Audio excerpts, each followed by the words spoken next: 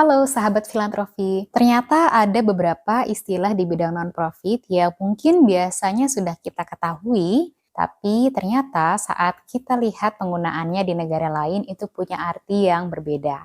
Makanya di video kali ini aku akan bahas komparasi penggunaan 10 istilah di bidang non-profit yang biasa ditemui di Indonesia dan bagaimana komparasinya dengan yang ada di Amerika Serikat.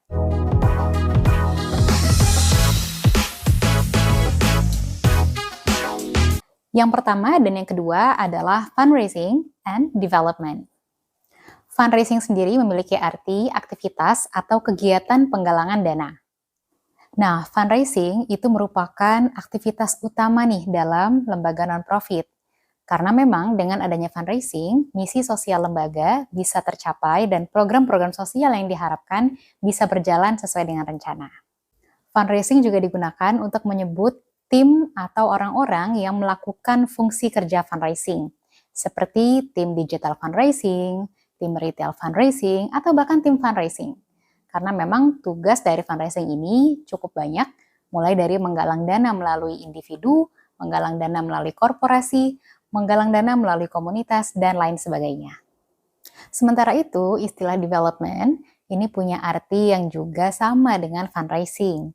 Dalam dunia non-profit di Amerika, untuk menyebut fungsi kerja fundraising, biasa menggunakan istilah development. Selain itu, development juga digunakan untuk menyebutkan nama posisi di bidang fundraising. Contohnya, Direktur Fundraising biasa disebut sebagai Director of Development. Tim fundraising juga biasa disebut sebagai Development Associate. Istilah berikutnya adalah non-profit dan nirlaba. Nirlaba merupakan terjemahan bahasa Indonesia dari kata non-profit. Jadi sebetulnya non-profit dan nirlaba ini memiliki arti yang sama, hanya beda di penggunaan bahasanya aja. Non-profit istilah dalam bahasa Inggris, sementara nirlaba adalah istilah dalam bahasa Indonesia.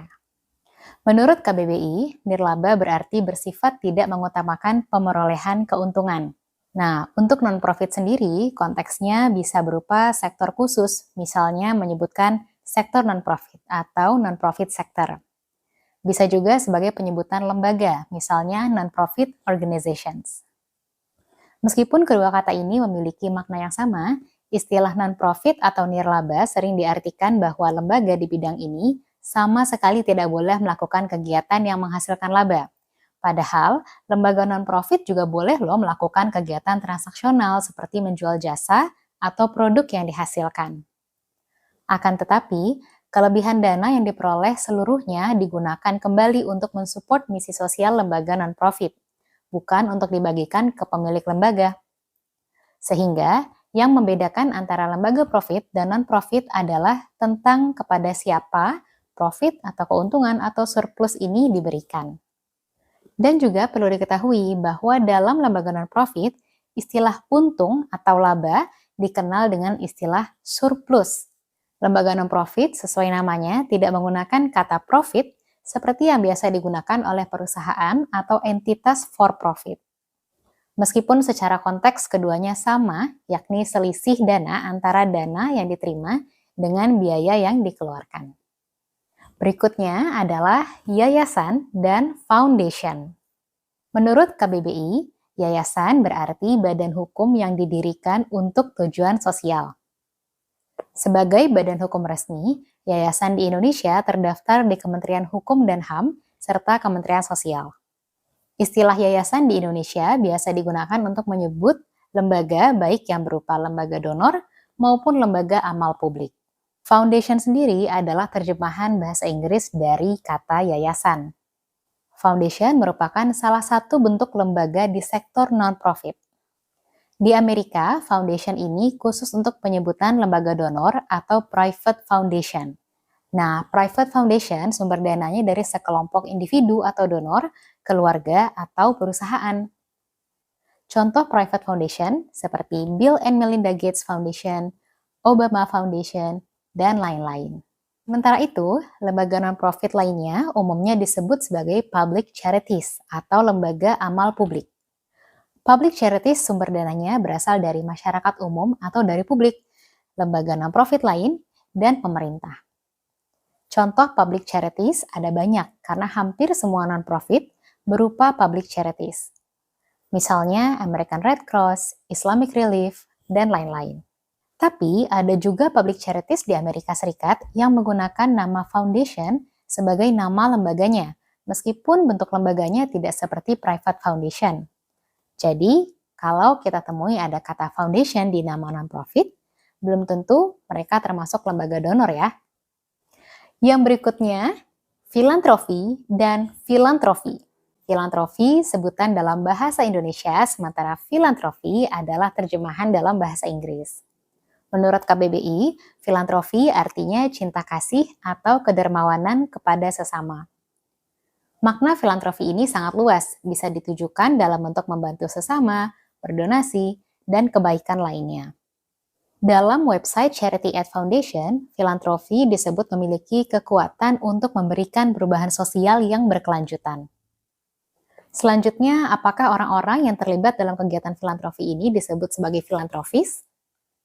Menurut Forbes, filantropis adalah orang-orang yang menggunakan uangnya untuk mendukung isu sosial, untuk menjadikan dunia yang lebih baik. Tidak hanya uang, menurut National Philanthropic Trust, filantropis juga sebutan untuk siapapun yang memberikan waktu, tenaga, keahlian, dan sumber daya yang dimiliki untuk memberikan dampak positif bagi kemanusiaan. Meskipun tidak selalu berkaitan dengan uang, istilah filantropis erat kaitannya dengan profil-profil orang kaya yang mendonasikan sebagian kekayaannya untuk mendukung program-program sosial. Filantropi juga dikenal sebagai nama sektor, seperti non-profit. Umumnya saat penyebutan private sector, public sector, dikenal juga istilah philanthropy sector atau non-profit sector. Yang terakhir yaitu revenue dan surplus. Revenue memiliki lawan kata yaitu expenses. Lembaga non-profit juga menggunakan istilah yang sama dengan lembaga profit dalam menyebut penghasilan dan pengeluaran. Revenue merupakan dana yang masuk atau diterima oleh lembaga, sementara expenses merupakan dana yang dikeluarkan atau dibayarkan oleh lembaga. Kalau di lembaga profit, biasa dikenal sebagai income atau omset. Di lembaga non-profit, istilah ini tidak digunakan. Di Indonesia, istilah yang digunakan untuk menyebut revenue adalah penerimaan atau dana yang terhimpun. Sementara, expenses disebut sebagai pengeluaran atau penyaluran dana. Kemudian ada istilah surplus dan defisit, lawan katanya. Seperti yang sebelumnya saya sampaikan bahwa lembaga non-profit juga boleh mendapatkan keuntungan atau selisih atas biaya operasional dan pendapatannya. Maka selisih atau keuntungan ini disebut sebagai surplus. Dan kalau ada kerugian, juga disebut sebagai defisit. Kalau di lembaga profit, surplus ini lebih sering disebut sebagai laba atau profit.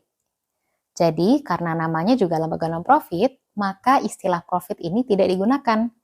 Istilah yang dipakai adalah surplus. Itu dia 10 istilah di bidang non-profit yang biasa kita temui di Indonesia maupun di Amerika Serikat. Semoga bermanfaat dan menambah pemahaman kita tentang istilah dalam praktik filantropi. Kalau ada pertanyaan, boleh di-drop di kolom komentar yang ada di bawah ini.